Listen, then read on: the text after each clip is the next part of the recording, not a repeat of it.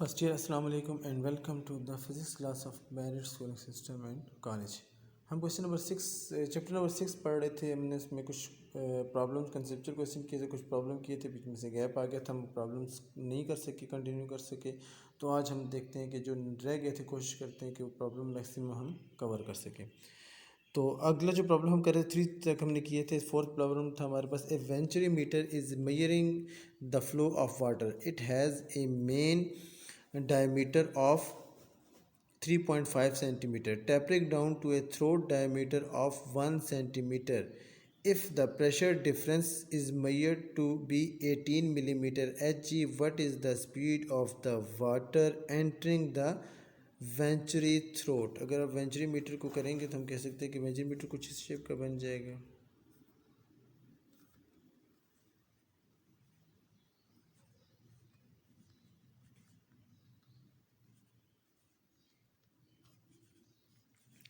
तो हम कहते हैं उसके दो हो गए मेन डायमीटर, हम कहेंगे ये वाला हो जाएगा इसका मेन डायमीटर और ये इसका हो जाएगा सेकंड डायमीटर दूसरा, ठीक हो जाएगा। टेपरिंग डाउन हम कहते हैं इसको थ्रोट डायमीटर भी कह सकते हैं इसका।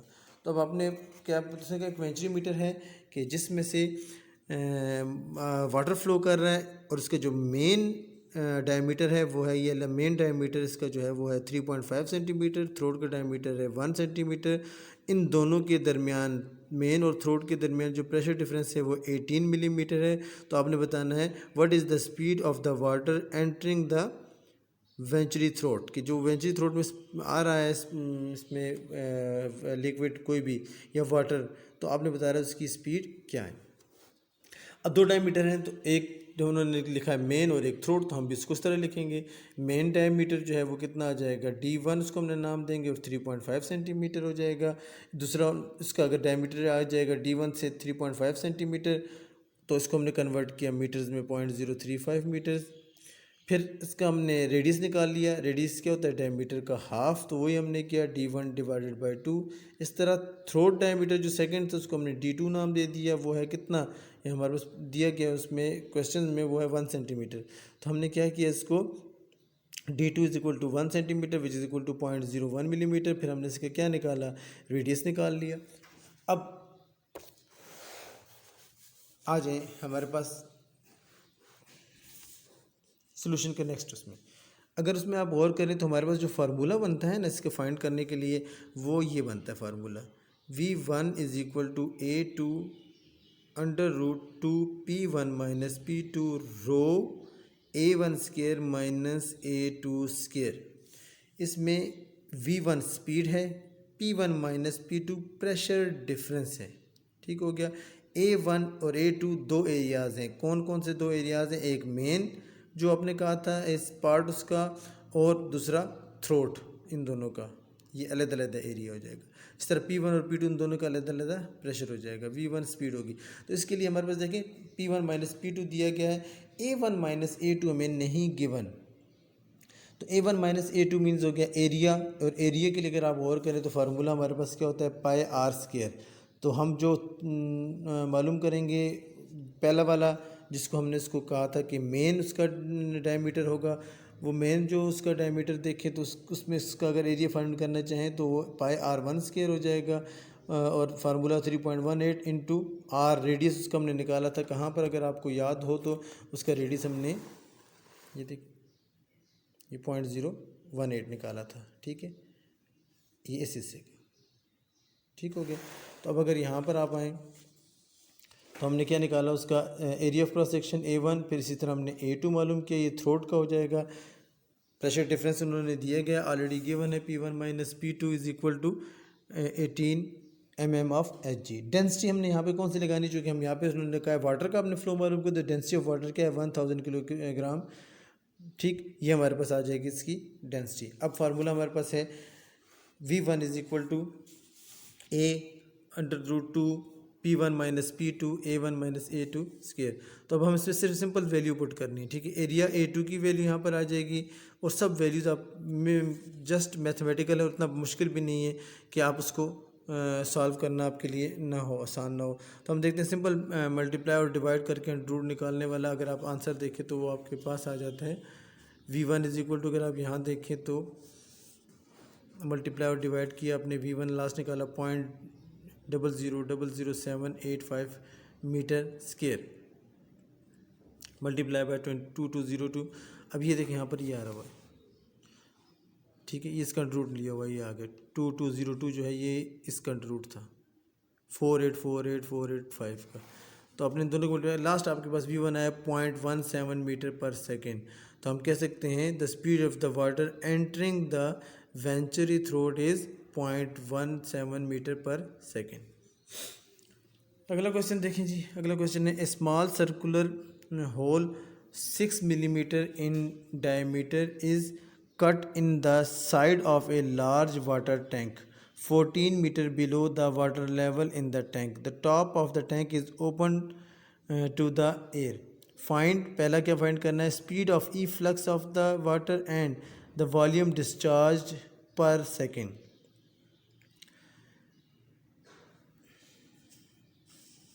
अब उन्होंने जो क्वेश्चन दिया देखें उसमें आप और करें तो उन्होंने कहा एक वाटर टैंक है, ठीक, उस वाटर टैंक में आपने क्या किया है, एक छोटा सा सुराख बनाया है। छोटा सुराख कहाँ बनाया है, इसकी हाइट यानी 14 मीटर नीचे, 14 मीटर नीचे आपने यहाँ पर एक सुराख बनाया है और इस सुराख का जो डायमीटर है वो है 6 मिलीमीटर।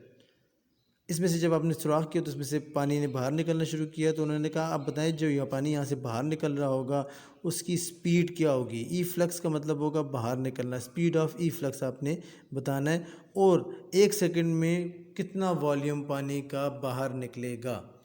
तो क्वेश्चन समझ आइए कि एक टैंक था वाटर टैंक, उसकी आपने 14 मीटर नीचे सुराख डेप्थ में जाके सुराख किया, यानी टॉप लेवल से उसने 14 मीटर नीचे एक होल किया और होल कितना किया जिसका डायमीटर था 6 मिलीमीटर।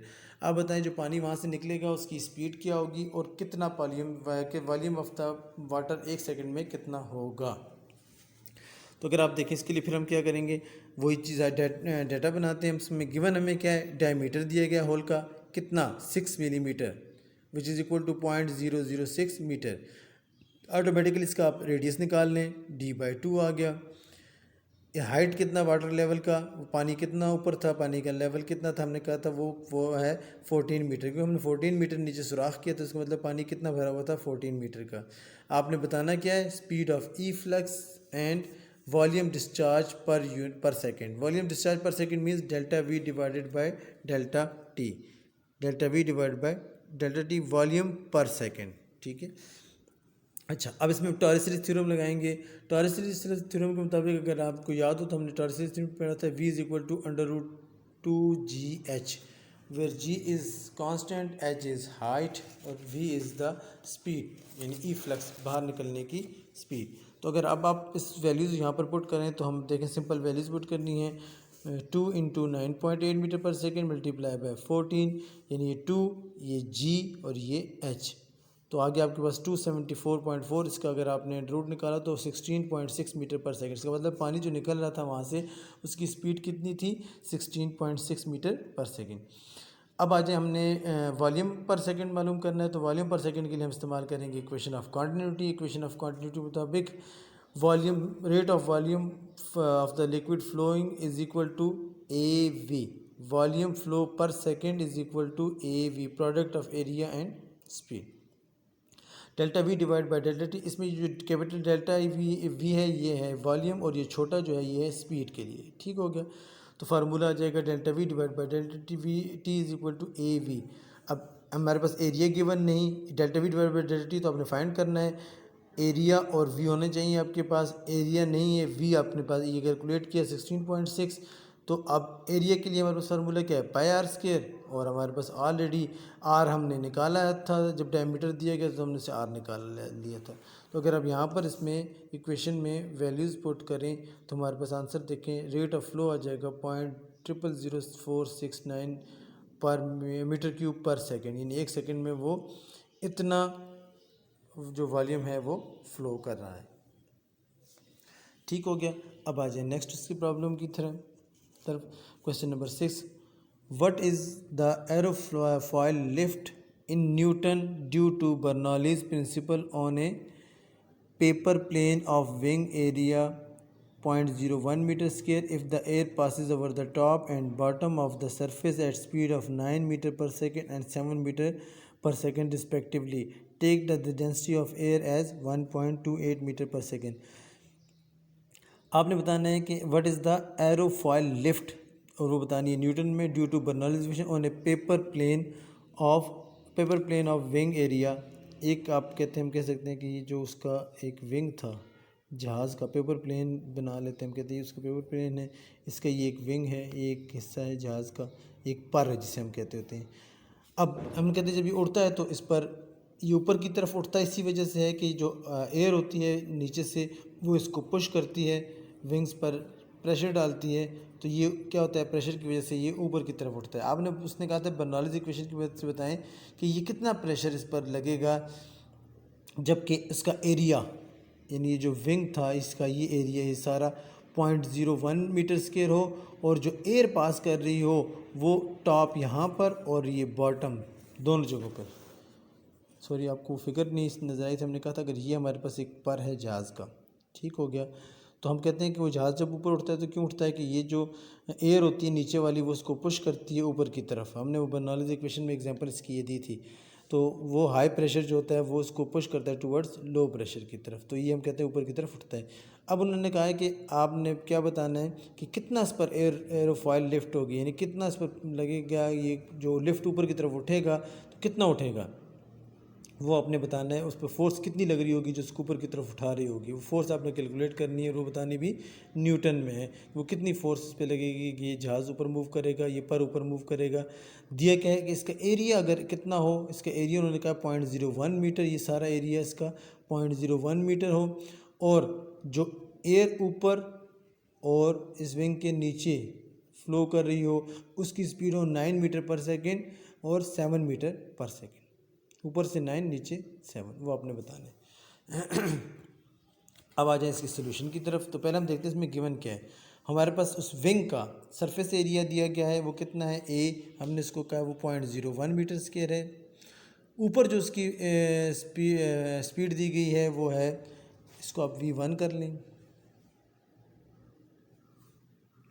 यानी उस विंग के ऊपर वाले हिस्से में स्पीड है 9 मीटर पर सेकेंड, और जो उसके नीचे वाले में होगी स्पीड वो होगी v2, वो 7 मीटर पर सेकेंड। अब जो उन्होंने कहा डेंसिटी ऑफ एयर क्वेश्चन में दिए गए कि आप इसको जो एयर में से पास कर रहा है तो उस एयर की डेंसिटी आपने कंसिडर करनी है 1.28 किलोग्राम पर मीटर क्यूब। आपने फोर्स बतानी है जो उस पर लग रही होगी। अब अगर आप प्रेशर के लिए गौर करें तो हमारे पास प्रेशर के लिए फार्मूला है, प्रेशर के लिए हम इस्तेमाल करते हैं P is equal to F divided by A। ठीक हो गया, ये हमारे पास फार्मूला है प्रेशर के लिए, P is equal to F divide by A। अब अगर इस पर गौर करें, हमने प्रेशर वाला फार्मूला यहाँ पे यूज़ करें, इसकी वजह बताऊँगा कि हम बाद में इसको क्यों यूज़ कर रहे हैं या कहाँ इस्तेमाल होगा इसका। तो इसमें प्रेशर जो होगा वो दो जगहों पर है, एक तो प्रेशर इसके विंग के ऊपर है और एक प्रेशर है विंग के नीचे, दोनों सेम नहीं है, एक जगह स्पीड ज़्यादा होगी एयर की, एक जगह स्पीड कम होगी। तो हम इसको कहते हैं ये यहाँ पर जो प्रेशर है ये है P1 और यहाँ पर जो प्रेशर ये है P2। तो जो P आएगा ना वो इन दोनों का डिफरेंस, इस पर जो प्रेशर लगेगा ना वो इन दोनों की प्रेशर डिफरेंस की जितना लगेगा। ऊपर अगर 10 है नीचे अगर 7 है तो इस पर जो लग रहा होगा प्रेशर वो 10 माइनस 7 करके 3 लग रहा होगा इस पर प्रेशर। तो वो जो P होगा वो एक्चुअली क्या हो जाएगा P1 माइनस P2। तो यहाँ पर हमारे पास ये P था, formula P is equal to F divide by A था, लेकिन P की जगह हमने क्या लिखा था P1 माइनस P2, इससे F निकाला वो क्या आ गया P1 minus P2 multiply by A। अब आ जाए बर्नौलीज इक्वेशन की तरफ। बर्नौलीज इक्वेशन हमारे पास अगर आपको याद हो तो वो थी P1 plus half rho V1 square plus rho GH1 is equal to P2 plus half rho V2 square plus rho GH2। ठीक है, इसको अगर हम रीअरेंज करें P2 को जो है यहाँ पर जो P2 है इसको इक्वेशन की दूसरी साइड पर अगर हम लेके जाएं तो क्या बन जाएगा P1 minus P2 is equal to half rho V2 square plus rho GH2, यानी हमने P2 को यहाँ ले आया है इस तरफ ले, और ये बाकी जितनी टर्म्स थी ये वाली ये दो टर्म्स हम इस तरफ ले गए।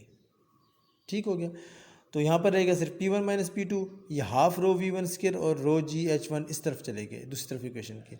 तो ये बन जाएगा half rho V2 square minus half rho V1 square plus rho GH2 minus rho GH1। P1 minus P2 is equal to, next step में आ जाए अगले में, इसमें P1 minus P2 is equal to 1/2 rho हमने कॉमन ले लिया इन दोनों में से, इसमें उसमें से 1/2 रो कॉमन है, तो नीचे अंदर बच जाएगा V2 square minus V1 square plus rho GH2 minus rho GH1। H1 is equal to H2 is equal to H। हमने कहा ये H के क्यों इक्वल है, वजह कि देखिए अगर ये प्लेन है, ठीक, ये है भी पेपर प्लेन, ये इस तरह समझ लेंगे ये पेपर की तरह का, ये उन्होंने कहा है ये है, ठीक है। अब अगर इस पेपर प्लेन का ये हो जाएगा ऊपर वाला हिस्सा, ये उसका हो जाएगा नीचे वाला हिस्सा। अगर मैं कहूँ ये ज़मीन है तो ज़मीन से इस ऊपर वाले हिस्से की और इस नीचे वाले हिस्से की हाइट कितनी होगी, तो अगर आप देखें तो इसमें कितना फ़र्क होगा, ये बाल बराबर का इनकी हाइट में फ़र्क होगा, ये वाला, ये बाकी तो इस हिस्से की हाइट और इस नीचे वाले हिस्से की हाइट तकरीबन सेम है। तो इसलिए हम लिखते हैं अगर ऊपर वाले हिस्से की हाइट H1 है, नीचे वाले हिस्से की हाइट को हम कंसिडर करते हैं ज़मीन से H2, तो H1 माइनस H2 बहुत थोड़ा हो जाएगा, तो हम कहते हैं तभी हम कहते हैं इतना कम है कि नियरली हम कह सकते हैं इन दोनों की हाइट ज़मीन से इक्वल है, यानी कितनी है H। अब इसमें हमने वैल्यूज़ पुट कर दी H2 के और H1 की जगह H लिखा, ठीक है। तो ये देखें ये पूरी इक्वेशन दोनों आपस में कैंसिल हो गए, आपके पास रह गया P1 minus P2 is equal to 1/2 rho V2 square minus V1 square. अब आ जाए हमारे पास जो एक्चुअल फार्मूला हमने ये निकाला था, अगर आपको याद हो फोर्स निकालने के लिए P1 minus P2 into A, ठीक है। तो F लिफ्ट हो जाएगा P1 माइनस P2 की जगह आपके पास क्या आ जाएगा 1/2 rho V2 square minus V1 square. अब अगर आपको याद हो मैंने P1 P2 कहा था, तो वो इसलिए हमने यहाँ पे निकाला कि वो वेंचुरी इसमें बर्नौलीज़ इक्वेशन में हमने जो P1 माइनस P2 का डिफरेंस मालूम कर सकते थे कि कितना कैसे निकाल सकते थे, हम कैसे निकालेंगे, तो ये हमने फार्मूला बनाया था प्रेशर डिफरेंस का, ये फार्मूला था, इसी फार्मूले को हमने यूज़ कर दिया यहाँ पर।